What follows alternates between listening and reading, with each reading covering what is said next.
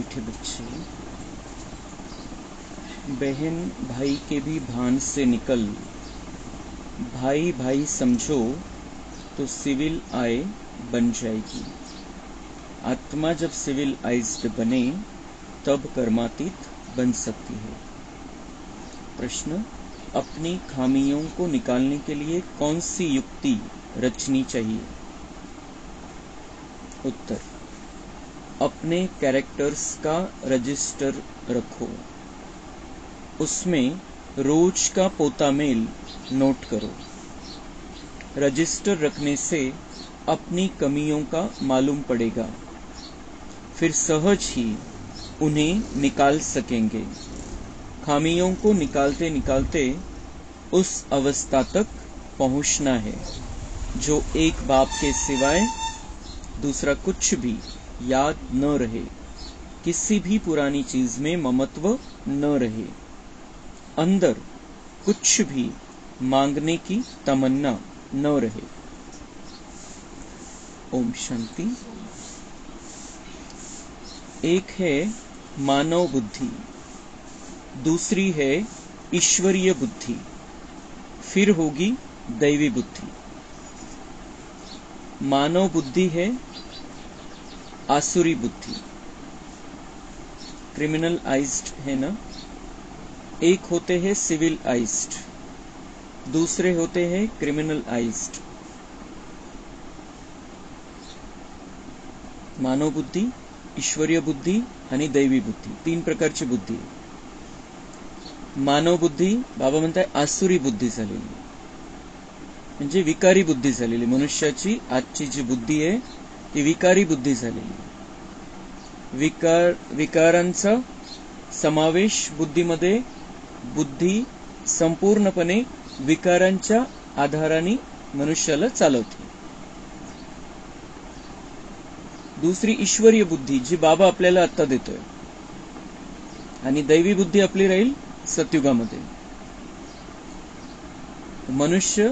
मनुष्याची बुद्धी आसुरी बुद्धी का बरं आहे? कारण बाबा म्हणतात क्रिमिनल आइज्ड, आइज्ड म्हणजे डोळे, दृष्टी, क्रिमिनल दृष्टी झालेली आहे, म्हणजे विकारांची दृष्टी झालेली। विकारी बुद्धी का बरं झालेली आहे? कारण विकारी दृष्टी झालेली आहे। एक होती है सिविल आइज, दूसरी होती है क्रिमिनल आइज्ड। सिविल आइज्ड म्हणजे निर्विकारी दृष्टी, विकारांच्या दृष्टीने नाही बघायचं, निर्विकारी दृष्टी।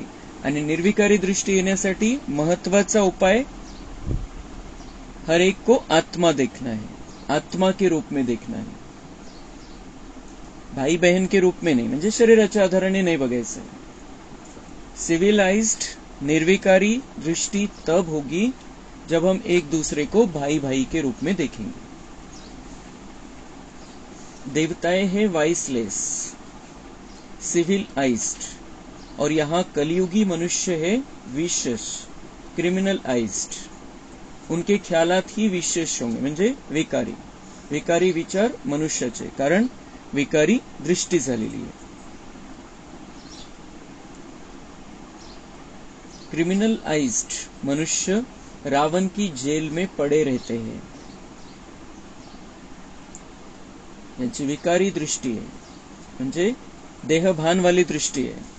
तो बाबा म्हणते वो रावण की जेल में पडे रहते, विकारांमध्ये फसलेले राहतात। विकार का बरं आले? कारण देहभान आला सगळ्यात पहिले, देहाकडे बघण्याची दृष्टी, विकारी दृष्टी। तर बाबा म्हणतात जोपर्यंत ही विकारी दृष्टी आहे तोपर्यंत रावणाच्या कैदेमध्ये राहणार। रावण राज्य में सब है क्रिमिनल आइज्ड, एक भी सिविल आइज्ड नहीं है। अभी तुम हो पुरुषोत्तम संगम युग पर, अभी बाबा तुमको क्रिमिनल आइज से बदलकर सिविल आइज्ड बना रहे हैं। तो बाबा म्हणते रावण राज्य मध्ये एकही, बाबा म्हणताय की निर्विकारी दृष्टीवाला कोणी नाही। रावण राज्यामध्ये एकही निर्विकारी दृष्टीवाला नाही, म्हणजे सगळे विकारी दृष्टीवाले, कोणता ना कोणता विकार आहे त्याच्यामध्ये। पण तुम्ही बाबा म्हणतात तुम्ही पुरुषोत्तम संगम युगावरती, आता आपल्याला ईश्वरीय बुद्धी प्राप्त झालेली आहे आणि म्हणून आपण आपल्याला बाबा नहीं म्हणत है कि तुम विकारी दृष्टि वाले हो, क्योंकि बाबा हमें रोज रोज सिखाता है एक दूसरे को आत्मा रूप में देखना है. जेव्हा आपण एक दुसऱ्याला आत्मा रूपामध्ये बघतो विकारांची दृष्टी समाप्त होऊन जाते.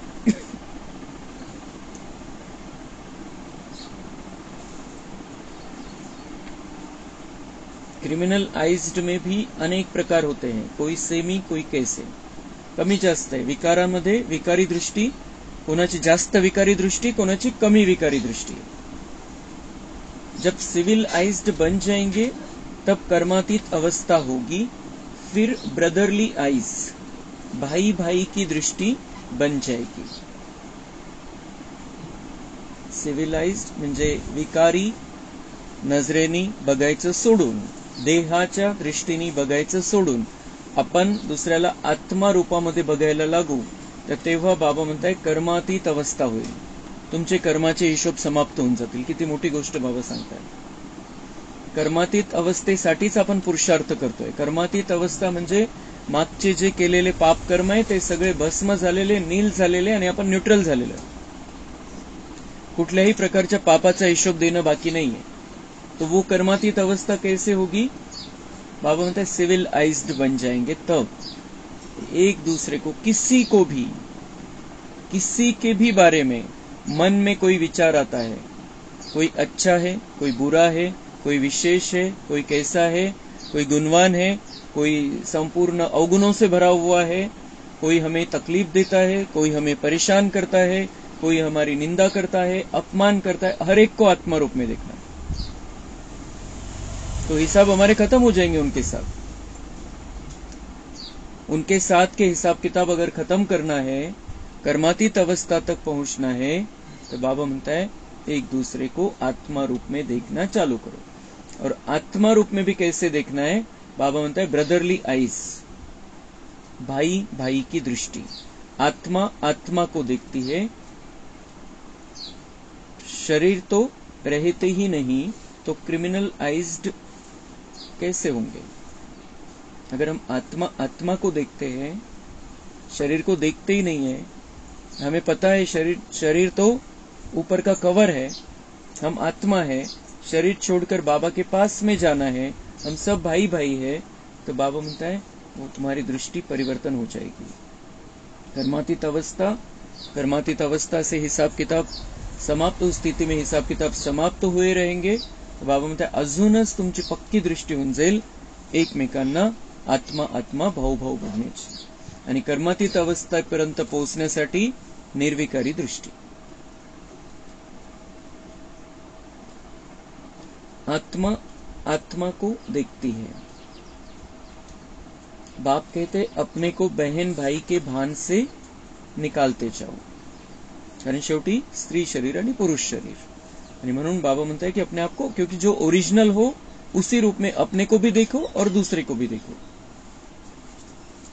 भाई भाई समझो, यह भी बड़ी गुह्य बात है, कभी किसकी बुद्धि में आ नहीं सकती. यह भी बड़ी गुह्य बात है, कभी किसकी बुद्धि में आ नहीं सकती. जे मनुष्याच्या बुद्धीमध्ये नाही येऊ शकत. जेव्हा ईश्वरीय बुद्धी आपल्याला प्राप्त होते तेव्हा ही गोष्ट आपल्याला क्लिअर होते, आपल्या बुद्धीमध्ये येते, आपण तिला धारण करतो कि हमें एक दूसरे को भाई भाई समझना है ही भाई भाई. सिविल आइज्ड का अर्थ किसी की बुद्धि में आ नहीं सकता, अगर आ जाए तो ऊंच पद पा लेवे. निर्विकारी दृष्टीचा एक फायदा काय? कर्मातीत अवस्था. कर्मातीत अवस्थेचा परिणाम काय? ऊंचा पद मिलेगा. बाप समझाते हैं अपने को आत्मा समझो, शरीर को भूलना है, यह शरीर छोड़ना भी है बाप की याद में. मैं आत्मा बाबा के पास जा रहा हूं, देह का अभिमान छोड़ पवित्र बनाने वाले बाप की याद में ही शरीर छोड़ना है. क्रिमिनल आइज्ड होंगे तो अंदर में जरूर खाता रहेगा, मंजिल बहुत भारी है. बाबा म्हणता है कि अभी तुम्हें ईश्वरीय बुद्धि प्राप्त हो रही है और ऐसे में भी तुम्हारी दृष्टि विकारी होंगी, मन खात रहेगा आपल्याला, क्योंकि पता है ये गलत हो रहा है. मन खात रहे, तो हमें उस अवस्था से बाहर निकल जाना है। अभी अपनी जो दृष्टि है उसको पवित्र बना लेना है। मंजिल बहुत भारी है, भल कोई भी अच्छे अच्छे बच्चे हो तो भी कुछ न कुछ भूले होती जरूर है, क्योंकि माया है ना। 63 जन्मों के संस्कार हम लेकर आए हैं। तो बाबा म्हणता है कि कोई अच्छे बच्चे भी है मेरे, लेकिन कभी कभी कुछ न कुछ भूल हो जाती है। माया अंदर बैठी है, क्योंकि माया को बिठाया है अंदर और उसको पाल पोस कर बड़ा किया है। तो बीच बीच में वो माया, वो जो कमजोर संस्कार है वो सामने आ जाता है, भूल हो जाती है।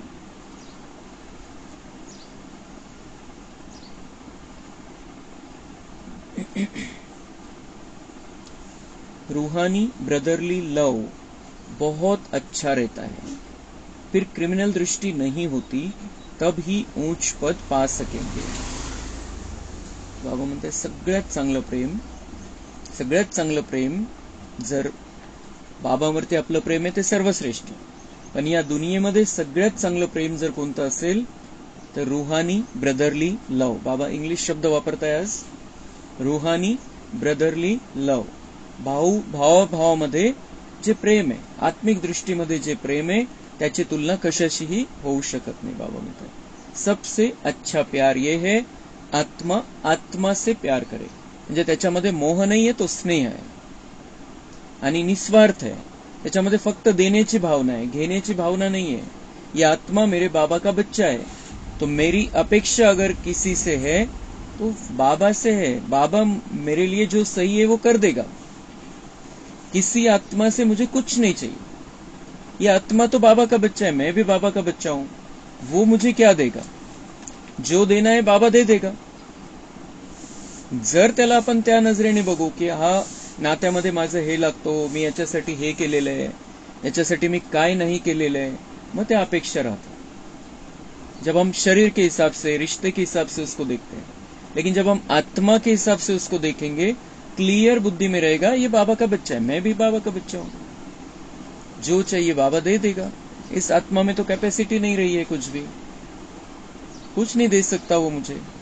मुझे जो चाहिए वो मेरे बाबा के पास है, और मेरे लिए जो सही है वो बाबा को पता है, इसलिए बाबा मुझे दे. म्हणून अपेक्षा नहीं राहणार तर ते निस्वार्थ प्रेम राहील. म्हणून बाबा म्हणते ये जो ब्रदरली प्यार है, जो भाई भाई की दृष्टि में जो उस हिसाब से जो प्यार आपका एक दूसरे से रहेगा, ये सबसे श्रेष्ठ प्यार है, सबसे ऊंचा प्यार है.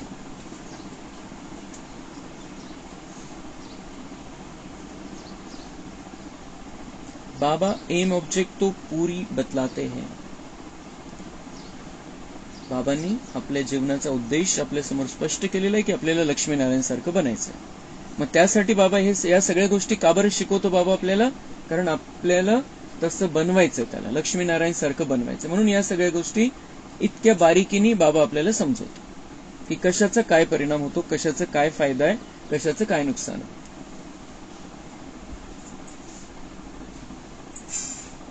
तो बच्चे समझते हैं कि यह हमारे में खामी है.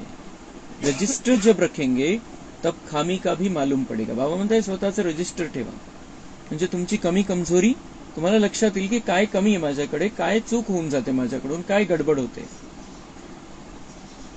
हो सकता है कोई रजिस्टर न रखने से भी सुधर सकता है, परंतु जो कच्चे हैं उनको रजिस्टर जरूर रखना चाहिए. जो पक्के नहीं है, अभी पक्के बने नहीं है, तो बाबा म्हणते रजिस्टर जरूर रखना चाहिए. कोणी ठेवू शकतं रजिस्टर. प्रत्येकाने आपली आपली नोंद ठेवायची की आज माझ्याकडून ही चूक झाली, पुढच्या वेळेला ही चूक होणार नाही. बाबांकडून ताकद प्राप्त होईल आपल्याला जेव्हा आपण खऱ्या अर्थाने जाणीव होईल आपल्याला की हे चुकलं माझ्याकडून, आणि बाबांसमोर आपण ते स्पष्टतेने सांगितलं, तर पुढच्या वेळेला आपल्याकडून तसं होणार नाही. म्हणून रजिस्टर कोणी ठेवू शकतं, ठेवायला पाहिजे, लिहून काढायला पाहिजे. किंवा मग बाबांनी जी आपल्याला पद्धत सांगितलेली की सूक्ष्म अवतांमध्ये जाऊन बाबांना सगळं काही सांगायचंय, मन मोकळं करायचंय, स्वतःला पक्क करायचंय. त्यावेळेला बाबा म्हणते कोई रजिस्टर नहीं रखने से भी सुधर सकता है, परंतु जो पक्के नहीं बने अभी, उनको रजिस्टर तो जरूर रखना चाहिए. अवस्था तुम्हारी ऐसी चाहिए जो और कोई की याद नहीं आए। हम आत्मा बिना शरीर के आई, अब अशरीरी बनकर जाना आहे. अशा अवस्थेपर्यंत पोहोचायचं, सगळ्या कमी कमजोरींना दूर करून अशा अवस्थेपर्यंत पोहोचायचंय की बाबा म्हणताय कोई भी याद न आए. हम आत्मा बिना शरीर के आई और अब बिना शरीर के ही वापस जाना है. शरीर यहाँ ही छोड़ना है. तो जिस शरीर में हम जिंदगी भर रहते हैं उसको ही छोड़कर जाना है. वो शरीर ही हमारे साथ नहीं आने वाला है. तो कोई चीजों में मोह रखने का कोई मतलब ही नहीं है. जिस शरीर को हमने पकड़ कर रखा है, जिस शरीर में हम रहते हैं, जो सबसे ज्यादा नजदीक है, जिसमें हमारा सबसे ज्यादा मोह है, जिसको मैं खुद ही समझने लगा था की शरीर ही मैं हूं, वो भी मेरे साथ नहीं चलने वाला है. तर मग दुसऱ्या कुठल्या गोष्टीमध्ये ममत्व ठेवण्याचं काही मतलबच नाही, पॉइंटच नाही त्याच्यामध्ये. कोई भी चीज में ममत्व नहीं रखना है. बहुतों का ममत्व पुरानी वस्तुओं में रहता है. कुछ भी याद न आए सिवाय बाप के. कितनी ऊंची मंजिल है. कहाँ ठिकरिया, कहाँ शिवबाबा की याद. इथं जे काही आहे बाबा म्हणते ठिकरिया आहे. काय किंमत आहे त्याची. तुमचं जे काही असेल, जुन्या वस्तू नव्या वस्तू काय ज्या असतील, आणि कुठे शिवबाबाची आठवण, कुठे त्या वस्तूची आठवण आणि कुठे शिवबाबाची आठवण. शिवबाबाची आठवण आपल्याला बादशाह बनवणार आणि या वस्तूंनी आपण भिकारी बनलो. सुख शांति प्रेम आनंद मागत फिरत होतो अपन. और शिव बाबा की याद से हम यहाँ पर भी बादशाह बन जाते हैं और सतयुग में भी बादशाह बनेंगे. क्योंकि हमारे पास कोई कमी नहीं है. जो चाहिए हम बाबा से ले लेते हैं. शांति चाहिए बाबा से ले लेते हैं. प्यार चाहिए बाबा से ले लेते हैं. शक्ति चाहिए बाबा से ले लेते हैं. जिन चीजों के लिए दुनिया वाले भाग रहे हैं, परेशान है, वो हम डायरेक्ट अपने बाबा से ले सकते हैं. फक्त काय पाहिजे, क्लिअर मी आत्मा आहे आणि परमात्मा जो आहे जसा आहे तसं ओळखून त्याच्याशी कनेक्शन, एवढंच पाहिजे आपल्याला. तो शिव बाबा की याद से सारा कुछ हम प्राप्त कर सकते हैं. मग दुसऱ्या कशाची आठवण कशाला करायची. काही नाहीये त्याच्यामध्ये, काही राहिलेलं नाहीये, सार नाहीये कशामध्येच. मांगने की तमन्ना नहीं होनी चाहिए. आता बाबा म्हणता हे भिकारीपनाचे संस्कार, ये चाहिए वो चाहिए, इसने ये करना चाहिए उसने वो करना चाहिए, ये सब भिकारीपने के संस्कार है. खत्म कर दो इसको. जो चाहिए मेरे से हक से ले लो. तुम अधिकारी बच्चे हो, तुम मालिक हो. तुम्हें जो चाहिए, भंडारा खुला है, जो चाहिए ले लो. हर एक को कम से कम 6 घंटा सर्विस जरूर करनी चाहिए. वैसे तो गवर्नमेंट की सर्विस 8 घंटा होती है, परंतु पांडव गवर्नमेंट की सर्विस कम से कम 5-6 घंटा जरूर करो. तो बाबा म्हणता है सेवा, 6 घंटा सेवा, कुछ मनसा वाचा कर्मना किसी भी तरीके की. पण बाबा म्हणते 6 तासापर्यंत तुमची सेवा गेली पाहिजे. दुनिया जी बाहेर ड्युटी जी असते 8 तासाची ड्युटी असते, पण बाबा म्हणते इथं तुम्ही 6 तासाची ड्युटी केली तरी चालेल. सेवा जैसे जिस तरीके से कर सकते उस तरीके से.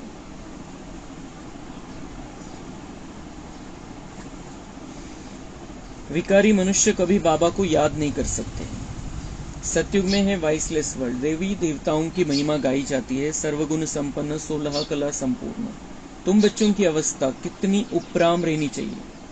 कोई भी छीछी चीज में ममत्व नहीं रहना चाहिए. शरीर में भी ममत्व न रहे, इतना योगी बनना है. शरीर में भी ममत्व न रहे, इतना योगी बनना है.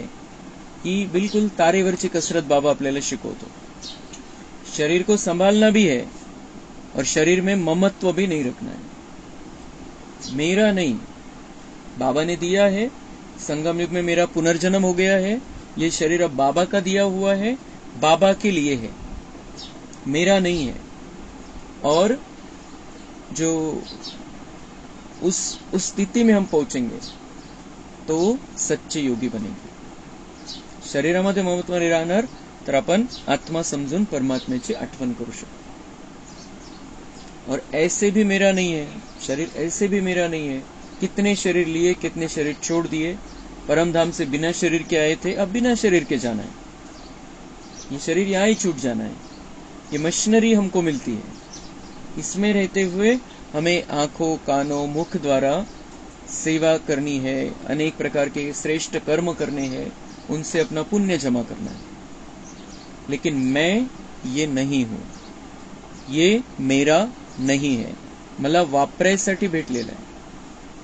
हे शरीर एक मंदिर आहे, मी त्याच्यामध्ये विराजमान मूर्ती आहे। वेगवेगळ्या प्रकारे आपण शरीरापासून स्वतःला सेपरेट करून घ्यायचं, शरीराची देखभाल करायची, खूप चांगल्या प्रकारे देखभाल करायची। कारण हे जे शरीर, ही जी मशीन आपल्याला मिळालेली आहे लास्ट जन्मामध्ये, ही खूप महत्वाची आहे। कारण या मशिनरीमध्ये राहूनच आपण मनुष्यापासून देवता बनणार आहे। म्हणून दोन्हीचा बॅलन्स, सुंदर बॅलन्स आपल्याला करायचा आहे। ममत्व ठेवायचं नाहीये शरीरामध्ये, पण या शरीराला खूप चांगल्या प्रकारे सांभाळायचंय, खूप चांगली देखभाल करायची, खूप चांगला मेकॅनिक बनून या मशीनला सांभाळायचंय, ठीक ठेवायचंय, दुरुस्त ठेवायचंय।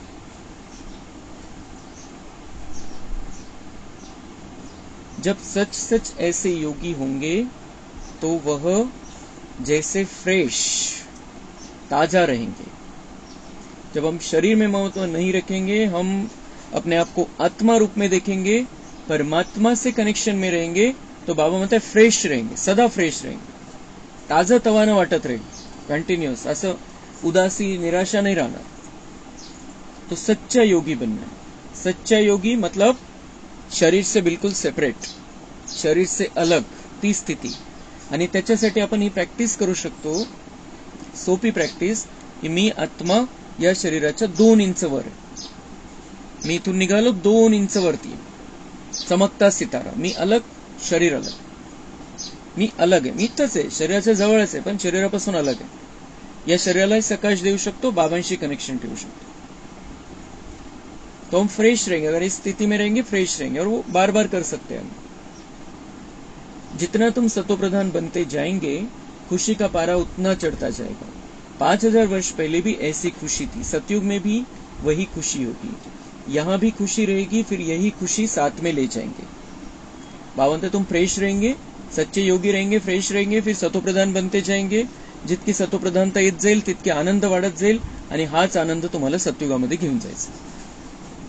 म्हणजे असं नाही की तिथं आनंदाचा संस्कार आपल्यामध्ये इमर्ज होईल, आनंदाचा गुण तिथं आपल्यामध्ये प्रकट होईल। बाबा म्हणतात यहाँ पर सच्चे योगी बनो, फ्रेश रहोगे, सतोप्रधान बनते जाएंगे, सतोप्रधान बनते जाएंगे तो खुशी बढ़ती जाएगी, और इसी खुशी को, यहाँ पर जो तुमने खुशी का निर्माण किया है, जिस खुशी की स्थिति में तुम यहाँ पर रहते हो, उसी खुशी को अपने साथ ट्रांसफर करके सतयुग में लेकर जाते हो। तिथं काही वेगळी खुशी अशी काही तिथं आपल्याला तयार नाही करायची, निर्मिती नहीं करायची, तिथं प्रगट नहीं करायची, इथंच तयार करायची आणि ती सोबत घेऊन जायची। ये सारी बाबा की ये गहरी बात है, उनको हमें समझते चलना है।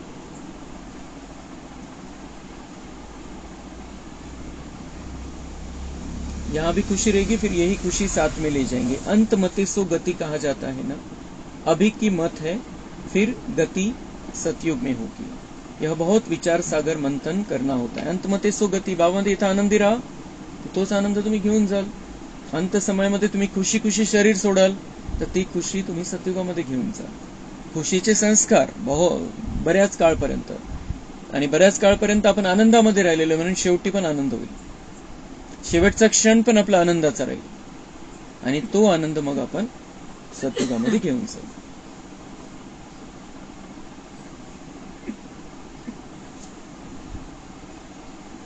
बाप तो है ही दुख हरता सुख करता। तुम कहते हो हम बाप के बच्चे हैं, तो किसी को भी दुख नहीं देना चाहिए, सबको सुख का रास्ता बताना चाहिए।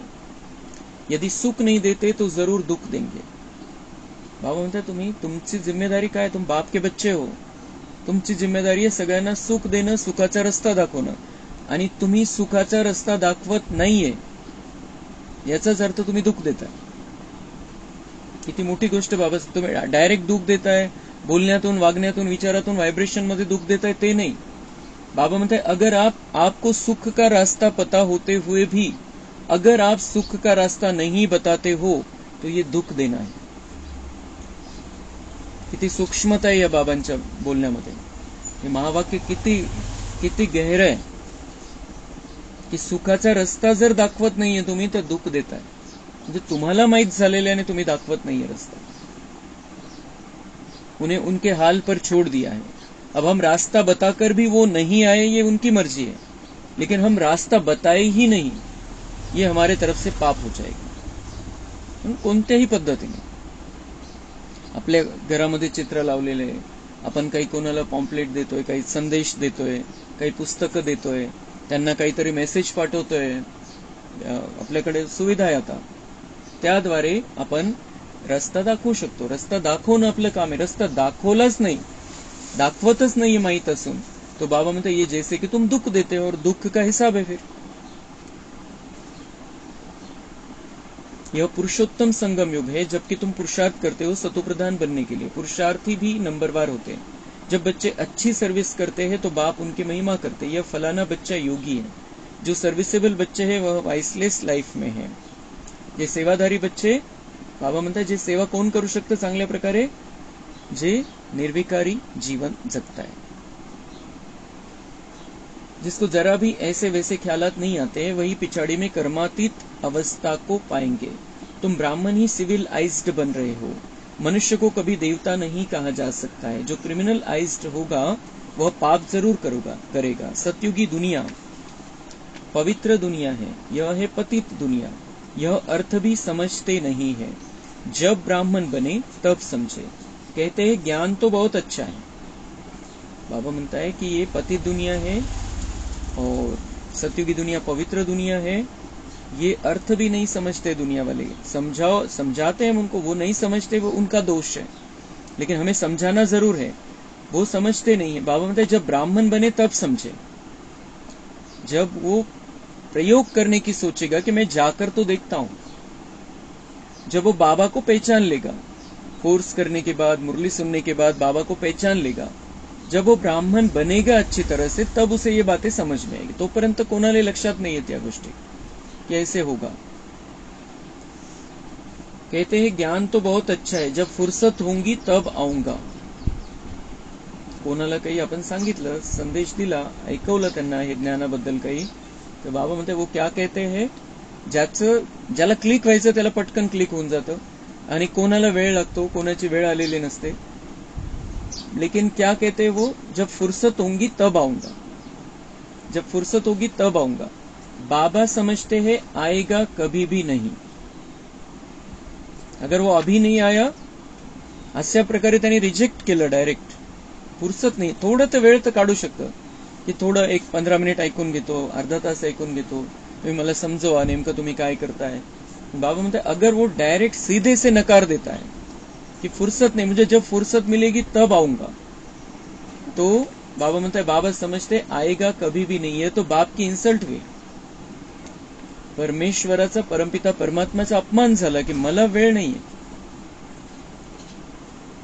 मनुष्य से देवता बनते हैं तो फौरन करना चाहिए ना. बाबा म्हणते घाई करायला पाहिजे त्यांना, एकदा तुम्ही सांगितलं, कळालं तर. लेकिन आखिर तकदीर, हर एक की अपनी अपनी तकदीर है. कल पर डाला तो माया नाक से पकड़ गटर में डाल देगी. माया तो टपलेली से, हम उन्हें इधर अगर खींचने का प्रयास करते हैं, वो नहीं आते हैं, तो बाबा म्हणते माया नाक से पकड़कर गटर में डाल देगी. और सारी दुनिया आज गटर में है, विकारों की गटर में है. आणि परवा जी एक घटना झाली, खूप मोठा सत्संग, बाबांनी ज्या दिवशी मुरलीमध्ये पॉइंट होता बाबांच्या कि ये मीठी मीठी बातें सुनाते हैं, अन्य सत्संगों में मीठी मीठी बातें सुनाते हैं, लाखों लोग जाते हैं सुनने के लिए, लेकिन मिलता क्या है, कुछ भी नाही. काय झालं त्या दिवशी, परवा 2-2.5 लाख लोक जमलेले होते. आणि तो जो बाबा आहे, नारायण साकार हरी, काय नाव ठेवलेलं त्यांनी स्वतःचं, नारायण साकार हरी, आणि तो असंच मग वेगवेगळ्या प्रकारच्या अशा गोड गोड गोष्टी सांगून लोकांना बहकवायचं काम. सत्य काहीच नाही, कुठल्याही परमेश्वराशी कनेक्शन नाही, काहीच नाही. आणि तिथं गोंधळ का बरं झाला, चेंगराचेंगरी का बरं झाली, त्यांनी सांगितलं की माझ्या पायाची, चरणाची धूळ घ्या तुम्ही. आणि हे सगळे भक्त परिवार धावत सुटला आणि 122 जणांची मृत्यू झाला तिथं. तो ऐसे ये भटक रहे हैं, दुख में है, ये माया की गटर में पड़े हुए हैं सब. लेकिन बाबा हमें यही समझाता है कि म्हणजेच जे त्यांच्या कनेक्शन मध्ये असतील, जे तिथं गेले त्यांच्या कनेक्शन मध्ये असतील, त्यांना सुखाचा रस्ता दाखवला नाही, ये दुःखाच्या रस्त्यामध्ये ते राहिले, तो बाबा म्हणते ये भी पाप है, इस तरीके का पाप, जिनको तुम समझा सकते हो उन्हें समझाना चाहिए. आणि ही तिथलीच घटना नाही, अशा कितीतरी घटना होतात. जे भक्ती मार्गामध्ये जे चालतं, गोंधळ गर्दी, त्याच्यामध्ये अशा कितीतरी घटना होतात. तो बाबा म्हणता है अगर तुमको पता होते हुए भी उनको सुख का रास्ता नहीं बताया, इसका मतलब तुम उनको दुख दे रहे हो. तो इसलिए हमें ये समझना है कि बाहर क्या चल रहा है. कोई भी सत्संग, कैसा भी सत्संग, कितनी भी मीठी मीठी बातें सुनाते हैं, लेकिन उसमें से किसी को कुछ भी प्राप्ति नहीं होती. अगर प्राप्ति होती है तो दुख की प्राप्ति होती है अंत में.